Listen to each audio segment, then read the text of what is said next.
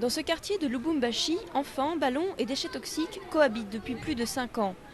Car leur région, le Katanga, est riche en cuivre, mais le traitement de ce minerai entraîne la production de déchets nocifs pour la santé.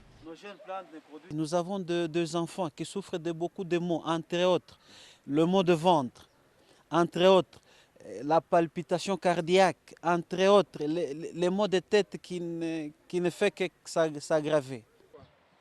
L'écosystème n'est pas épargné. Ici, la végétation se dégrade, les animaux d'élevage ont du mal à se reproduire.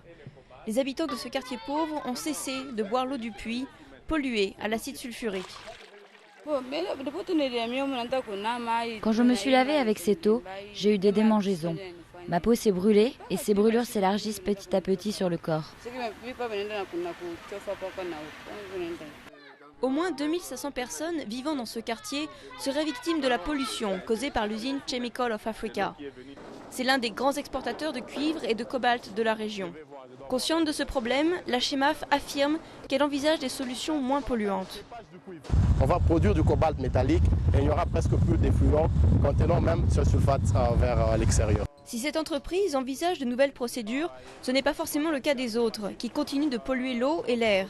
Des études récentes ont révélé la présence inhabituelle de minerais dans les corps de nombreux habitants de cette région, aussi grande que la France. Nous avons constaté qu'effectivement, il y a des taux qui sont anormalement élevés dans l'organisme humain des éléments chimiques qui en principe devraient se trouver uniquement dans les minerais.